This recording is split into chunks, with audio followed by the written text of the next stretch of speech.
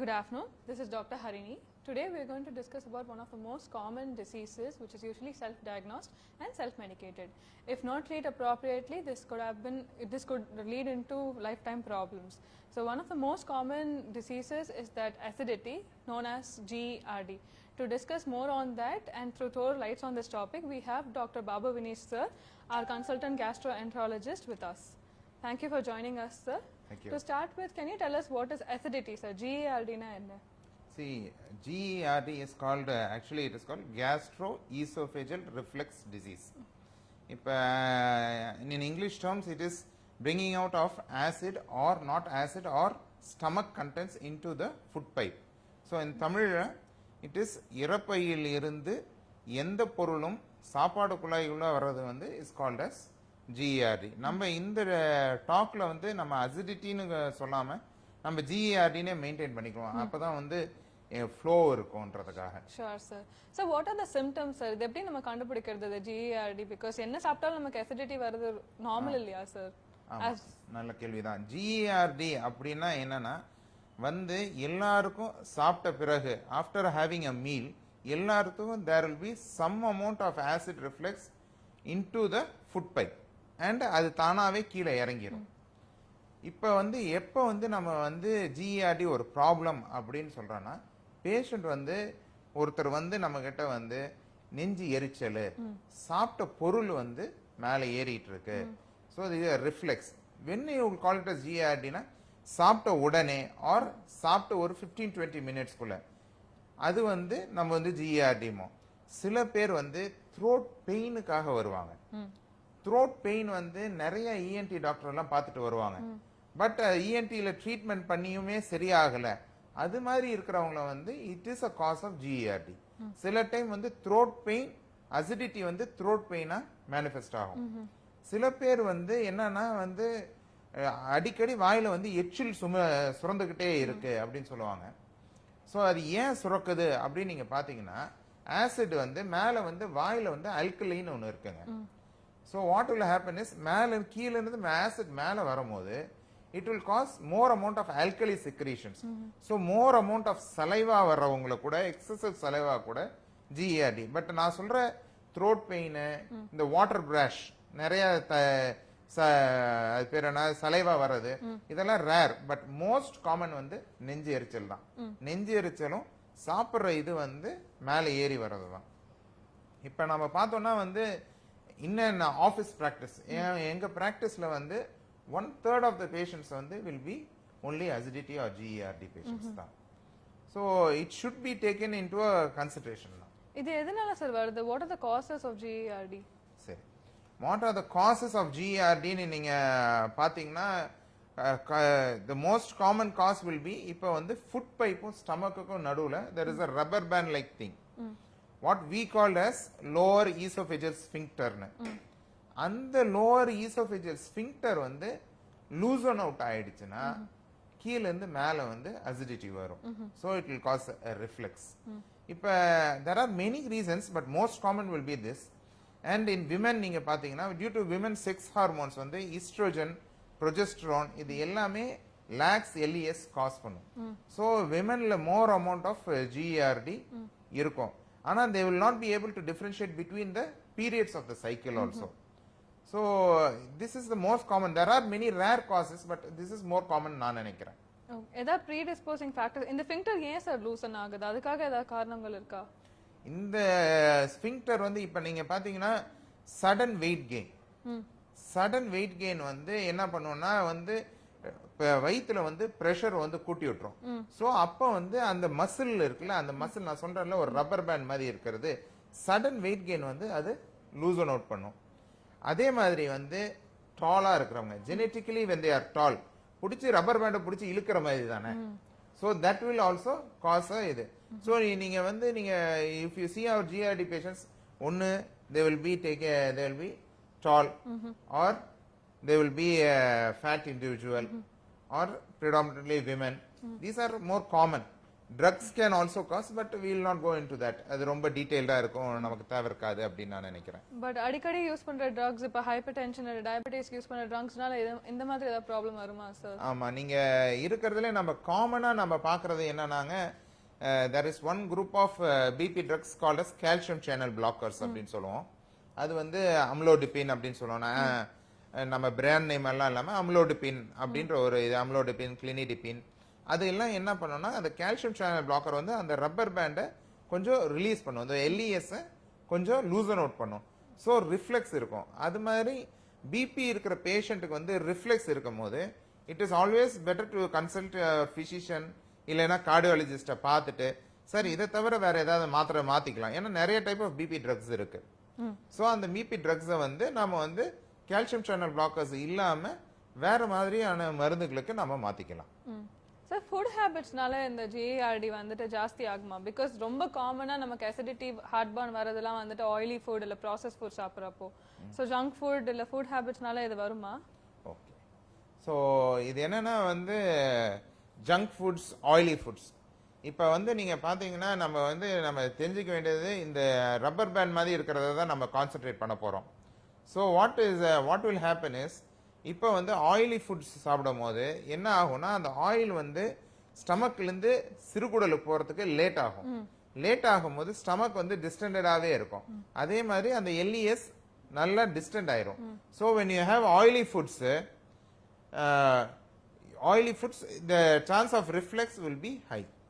So and it will cause more amount of problems. Okay, and junk food, see anything which is fried, oily, anything which is oily is going to cause more amount of GERD. See ஒரு நம்ம நார்மலா நினைக்கிறது ஒரு fried சிக்கனோ ஒரு French fries-ஓ, all are fried items. See what we call junk is generally fried. There are, if you take a sub, it should not be a Subway, it should not be a problem because it has no fat in it. Basically it has protein and vegetables in it. But fried items should be avoided. Okay, so lifestyle changes vandittu will it control or cure GRD, sir? Yes, lifestyle changes has a very important role. I strongly believe in lifestyle changes. So lifestyle changes na நம்ம என்ன பண்றோம் அப்படின்னு நம்ம lifestyle changes நம்ம பாத்தீங்கன்னா, நான் என்ன சொன்னேன், ஆசிட் வந்து ஸ்டமக்ல இருந்து ஃபுட் பைப்புக்கு ஏறுறது தான் ஜிஆர்டி அப்படின்னு. So when in a sitting posture, the foot pipe and the stomach are in a 90 degree angle. When this angle நம்ம படுத்த உடனே இந்த 90 degree angle வந்து it is lost. ஸோ நம்ம படுக்கும் போது ஃபிளாட்டா படுக்கும் போது என்ன ஆகும், all become into a single line.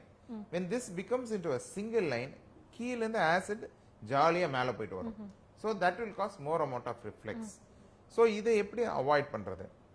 So head end of the cot இருக்குல்ல, head end of the cot கீழ ஒரு 2 feet வந்து raise பண்ணும். So the whole cot head end elevation அப்படியும்.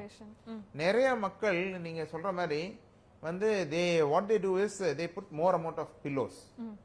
That is the main common mistake by our patients. See, the problem is in the stomach region. It is not in the neck region. So that is not going to resolve the problem at all. So மூணு தலவாணி வச்சீங்கன்னா what will happen is you are going to get only neck pain and there is not going to be any relief in the GERD. So மூணு தலவாணி வச்சு படுத்து பார்த்தேன் sir, ஒன்றும் சரியாகலன்னு வச்சு பார்த்தேன்னா ஒரு பிரயோஜனமும் கிடையாது. ஸோ ஃபர்ஸ்ட் வந்து head and bed elevation. Second வந்து நார்மலி ஃபுட்டு வந்து சாலிட் ஃபுட் வந்து ஸ்டமக்லேருந்து கீழே சிறுகுடல் போகிறதுக்கு 4 hours ஆகும், 4 to 6 hours ஆகும். பட் வந்து நம்ம சாப்பிட்றதுக்கும் தூங்குறதுக்கும் at least there should be a 2 hour gap. இப்போ நம்ம இருக்கிற வெஸ்டர்னைஸ்ட் இதில் இப்போ for a software engineer he comes home only by 10. 10க்கு வந்த உடனே he has his dinner and by 10:15 his dinner is over and by 10:30 he goes to bed. So இது எல்லாமே it is going to cause more amount of GERD. So there should be a 2 hour gap between your meal and third is being women. All women like chocolates, even men, but women I think more so. So chocolate should be avoided. It has more amount of cocoa and sweetness in it. So chocolate should be avoided in GERD. As I previously told also, oily should not be a problem. Oily should be a problem. But a spicy food, நீ காரமா என்ன வேணாலும் சாப்பிடுங்க, ஆனா எண்ணெய் கம்மியா இருக்கணும். காரமா சாப்பிடுறதுனால I don't believe it will aggravate GERD. But it's the most common complaint, sir. காரமா சாப்பிட்டேன் நெஞ்செரிச்சல் வந்துருச்சு. That is a common myth நான் நினைக்கிறேன். நமக்கு வந்து இது வரைக்குமே எந்த சயின்டிபிக் ஸ்டடியுமே காரத்தையும் அல்சரையும் கோரிலேட் பண்ணதே கிடையாது. எந்த scientific see even myself I try to avoid coffee when I have acidity. Coffee and tea will cause GERD. ஏன்னா அதுல காஃபில தியோப்ரோமைட், தியோஃபிலின், கெஃபீன் எல்லாமே வந்து அந்த லாக்ஸ் LES இன்னும் கொஞ்சம் லூசன் அவுட் ஆகும். பட் வந்து இந்த ஸ்பைசி ஃபுட்ல வந்து நார்மலா வந்து சப்ஸ்டன்ஸ் பீன்னு சொல்லுவோம். அந்த substance P and capsicum are not shown to release the lower esophageal sphincter. So I don't think, personally, I don't think காரத்துக்கும் GERDக்கும் சம்பந்தம் இருக்குன்னு. காரத்துக்கும் அல்சருக்கும் வேணா சம்பந்தம் இருக்கலாமே ஒழிய காரத்துக்கும் GERDக்கும் சம்பந்தம் இருக்கிற மாதிரி எனக்கு தோணல. So some people do self medicate. இப்போ வந்து ரொம்ப காமனா ஜெலுசில் அதுக்கெல்லாம் முன்னாடி they go for something like a soda. அந்த மாதிரி carbonated drinks வந்துட்டு ரொம்ப common self medication இல்ல sir. So what is your take on that sir? Okay. Carbonated drinks is carbon dioxide basically. This will also loosen out the GERD. Carbonated drinks வந்து actually it will contain soda bicarb. ஒரு ulcer diseaseக்கு acid இருக்கு ஸ்டமக்ல, நம்ம alkali தரோம், neutralise ஆகும். So அது வந்து யூஸ்ஃபுல்லா இருக்கும். பட் ஃபார் a GERD இந்த கார்பனேட்டட் ட்ரிங்க்ஸ் என்ன பண்ணும்னா it will further loosen out the LES and it will further aggravate the problem than relieving the problem. So நெஞ்சு எரிச்சல் சாப்பிட்ட அப்புறம் எதிர்கழிப்பு இருக்கிறவங்களுக்கு வந்து you should avoid carbonated drinks. When does a patient have to approach you sir? எப்ப doctor கிட்ட வரணும் to consider this as a serious issue? See, actually, the patients, my advice is if you have a problem, come to a doctor. Don't wait until a complication develops and then come to a doctor. And nobody is going to give you a gold medal. Sir, தாங்கிட்டு இருந்தேன் sir, ஏங்க தாங்கிட்டு இருக்கீங்க? தாங்கிட்டே இருக்க வேண்டாம், வர வேண்டியதான முதல் நாளே. People spend for everything else than to see a doctor அப்படின்னு நினைக்கிறேன். So as soon as you have a complaint, approach a doctor. So our people in our country, unfortunately, all medications are given as OTC. Even though it is a scheduled H drug, it is given as OTC. If you have a heartburn, have Gelusil, which is an OTC drug. OTC na over the counter நீங்க வந்து actually Gelusil வாங்கிக்கலாம், குடிச்சு பார்க்கலாம், நல்லா இருக்குன்னா well and good. அதுல improvement இல்லனா approach a doctor. Don't ask the pharmacist to give you a medication. Okay, so what are the treatment options sir? இதுக்காக நம்ம என்ன ட்ரீட்மென்ட் பண்ண முடியும்? But treatment optionsங்கிறதுங்க it is very simple. Before we investigate ஒரு GERD நம்ம வந்து test பண்ணனும் அப்படினா நாங்க முதல்ல எடுத்தோனே we are not going to test. நாங்க வந்து ட்ரையல் ஆஃப் ட்ரக்ஸ் கொடுப்போம். ஜெலுசில் வந்து எந்த காலத்துலயும் அந்த காலத்துல எந்த ட்ரக்கும் இல்லாத போது I should not tell Gelusil because it becomes a brand name. ஒரு antacid. ஒரு antacid வந்து அந்த காலத்துல yesteryears when there was nothing, that was the best medication. Now antacid is so much inferior. So நாம வந்து ஒரு ட்ரையல் ஆஃப் ட்ரக் தருவோம். நாங்க வந்து புரோட்டான் பம்ப் இன்ஹிபிட்டர் அப்படின்னு சொல்லுவோம். ஒரு அந்த ட்ரக் வந்து normally if you take for 8 weeks, there will be a definitive improvement.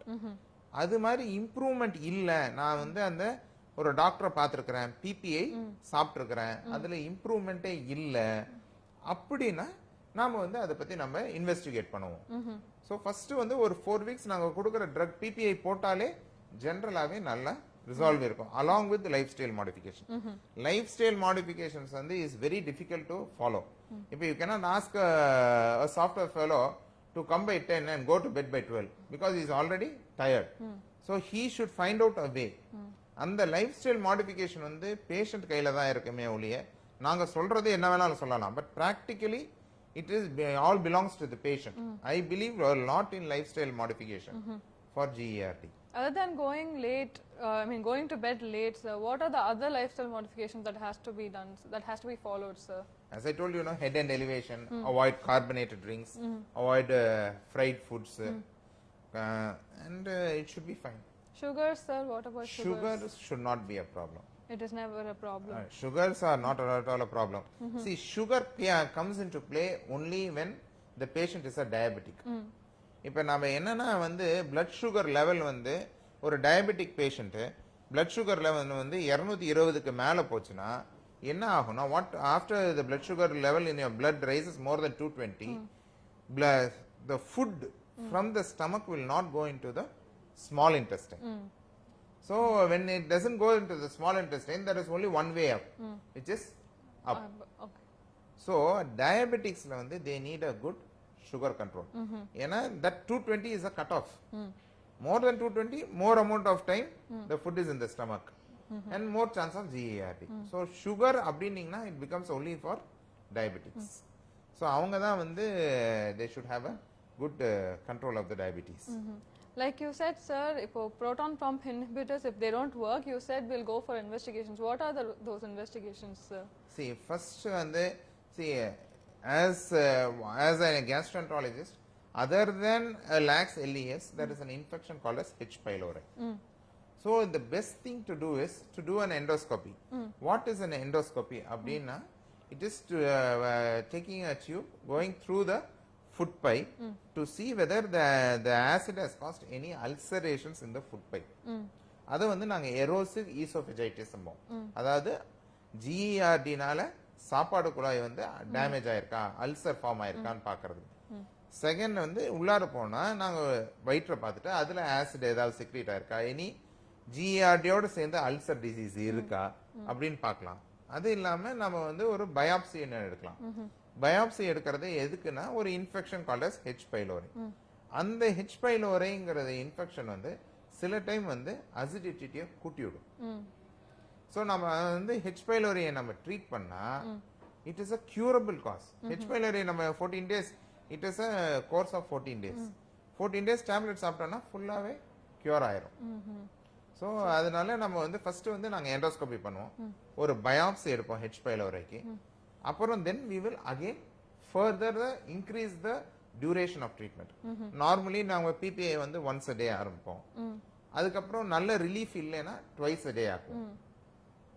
அப்படியும் twice a day ஆக்கியுமே வந்து பேஷண்ட்டுக்கு ரிலீஃப் இல்லைன்னா there is one thing called as 24-hour pH manometry அப்படின்னு இருக்கு. அது இல்லாம அது என்ன பண்ணுவோம்னா pH மூக்குலயே ஒரு சின்ன டியூப் விட்டு நாம வந்து அந்த டியூப் வந்து ஃபுட் பைப்ல வச்சிருவோம். So that tube will be there in the food pipe for 24 hours. So ஏதாவது ஆசிட் வந்ததுன்னா அந்த ஆசிட் எவ்வளவு தூரம் வருது. So pH நம்ம பார்க்கிறது 24-hour pH ஆசிட் லெவல். அந்த ஆசிட் லெவல் வந்து அந்த ஃபுட் பைப்ல 24-hour pH எவ்வளவு இருக்கு அப்படின்னு பார்க்கிறது. அது பார்த்துட்டு அப்புறம் சாப்பாடு குழாய் வந்து see normally when we eat food the food has to go from above down. So the food pipe has to contract and relax. So in a manometry and the food pipe contract ஆகி relax ஆகுதா அதெல்லாம் நம்ம பண்ணலாம். But basic of the basic generally we do an endoscopy. அந்த endoscopy பண்ணி 99% of individuals will improve. இந்த 1% of individualsக்கு தான் நம்ம வந்து 24 hours pH manometry, esophageal 24-hour pH recording and manometry பண்ண வேண்டியது இருக்கும். Okay, sir. Sir, next thing, do we have any surgery for this, sir? Any surgical? Because இது வந்துட்டு as you talk, what I understand is not curable. It is only controllable. நம்ம treatable தான் வச்சுக்க முடியும். For a cure, is there any surgery, sir? See, you can opt for surgery.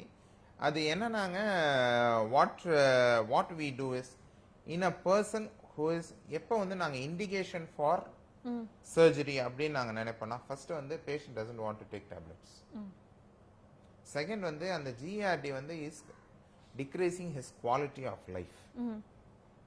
Third வந்து அந்த ulcer formation இருக்குல்ல, அந்த ulcer formation நிறைய இருக்கு அப்படின்னு நம்ம ப்ரூவ் பண்ணணும். See, before a surgery நாம வந்து அந்த 24-hour pH பார்க்கணும். உண்மையாலுமே ஆசிட் வருதா என்னன்னு பார்க்கணும். ஃபுட் பைப் வந்து நார்மலா கண்ட்ராக்ட் ஆகுதா இல்லையான்னு பார்க்கணும். பார்த்துட்டு மாத்திரை சாப்பிடாதவன் காம்ப்ளிகேஷன்ஸ் இருக்கிறவங்க குவாலிட்டி ஆஃப் லைஃப் குறைஞ்சதுன்னா அவங்களுக்கு வந்து நாம வந்து சர்ஜரி பண்ணலாம். என்ன சர்ஜரி பண்ணலாம்? நான் என்ன சொன்னேன், லாக்ஸ் எல்இஎஸ் அந்த ரப்பர் பேண்டை வந்து டைட்டன் பண்ணணும். ஸோ என்ன பண்ணுவாங்கன்னா ஸ்டமக்கோட மேல் பகுதியை அப்படியே சுத்தி விடுவாங்க. அதை ரேப் சர்ஜரிஸ் அப்படின்னு சொல்லுவோம் நாங்க. ஸோ அந்த ரேப் சர்ஜரிஸ் பண்ணீங்கன்னா நல்ல ரிலீஃப் இருக்கும். பட் வந்து இப்பொழுது in our this generation with a strong PPI, surgeries are seldom done.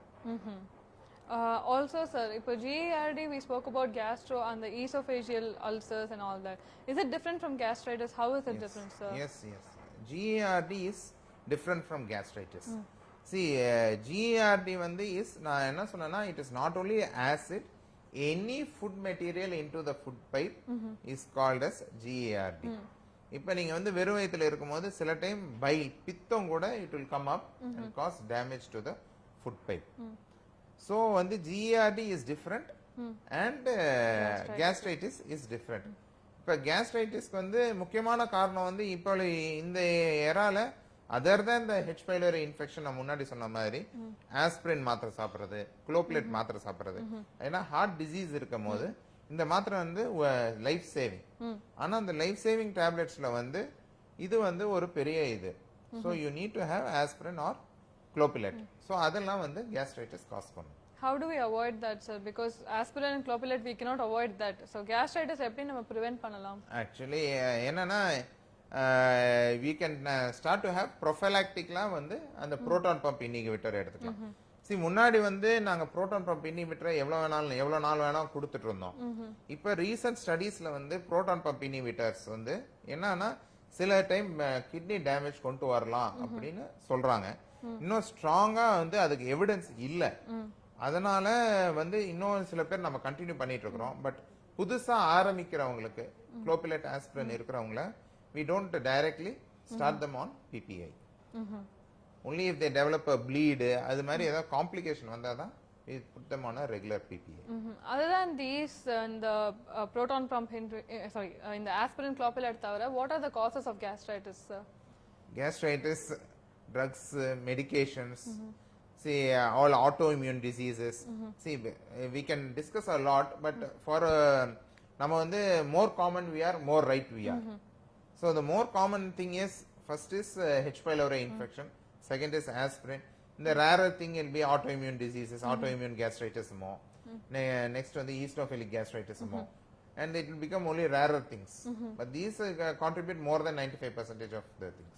But I've heard, sir, like citrus fruits in empty stomach, அந்த மாதிரி எல்லாம் வந்துட்டு அல்சர் வந்துரும். It's a very common saying. I think it is a myth. அதான் நம்ம ஆரம்பிக்கும் போதே நான் சொன்னேன் நானு, there is no proven study to show this food causes gastritis.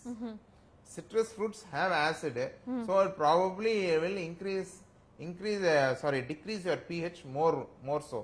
So probably it is a symptomatic இதுதான். I personally don't believe it because there are no proven studies on it yet. Okay, and also the self medication, sir, how can it be harmful, sir? If obviously it is very overused. Yes. But how is it harmful? நம்ம வந்து எந்த antacid எடுத்தாலும் generally it will have aluminum and magnesium. இப்போ இந்த aluminium வந்து aluminum in large quantities, what it will do is it will get absorbed in the body and it can cause renal failure. அதே மாதிரி antacids நிறைய சாப்பிட்டா நிறைய பேருக்கு diarrhoea வரும். ஸோ அதனால எலக்ட்ரோலைட் இம்பேலன்ஸ் வந்து நிறைய காம்ப்ளிகேஷன்ஸ் அதனால வரலாம். Over the counter I think but nobody takes so much of antacids nowadays. முன்னாடி தான் நிறைய பாலை வந்து ஒரு ட்ரீட்மெண்ட் ஃபார் அல்சர் டிசீஸா கொடுத்து மில்க் ஆல்கலை சிண்ட்ரோம் அப்படின்னு சொல்லுவோம். அதெல்லாம் வந்துட்டு இருந்தது. But nowadays nobody takes too much of Gelusil சாப்பிடலன்னா உடனே பக்கத்துல இருக்க ஃபார்மசிக்கு போய் வேற மாத்திரை வாங்கி போட்டுக்கிறாங்க. So complications on PPI is very less. And இது கேஸ்ட்ரைட்டிஸ் அண்ட் ஜிஆர்டிக்கு வந்துட்டு இது ப்ரிவென்ட் பண்றதுக்கு ஏதாவது இது இருக்கா சார்? ப்ரிவென்ட் பண்றதுக்குன்னா as I was telling, 2 hours after food go to bed. அதுதான் just the lifestyle modifications will be fine. See, when once in a way having an oily food is not at all a problem. See, we are all human. I tell all my patients, See, a kid is in a growing stage. They want something which is tasty. They want junk food. Don't give junk food on a daily basis. But monthly once, at least you have to satisfy their needs. If you don't satisfy their needs, they are going to eat in bulk. உங்களுக்கு தெரிஞ்சு சாப்பிடணுமா தெரியாம சாப்பிடணுமான்றது தான் கேள்வியே. So நமக்கு தெரிஞ்சு at least monthly once you can we can have a fried chicken or we can have a fry அது மாதிரி பண்ணிக்கலாம். So it means that for old people as well as young people, this is very common, sir. Both GERD and yes, as age advances, GERD is more common as age advances. ஏன்னா that as all as the age advances, எல்லா மசிலும் வந்து relax ஆகும். அந்த எல்லா மசிலும் relax ஆகும்போது என்ன ஆகும்னா it will cause more amount of reflux. Okay, that was too much of information, sir. Thank you. Thanks a Thank lot. you. Thank you, and we'll see you on another live. If any comments or suggestions, please let us know. Thank you.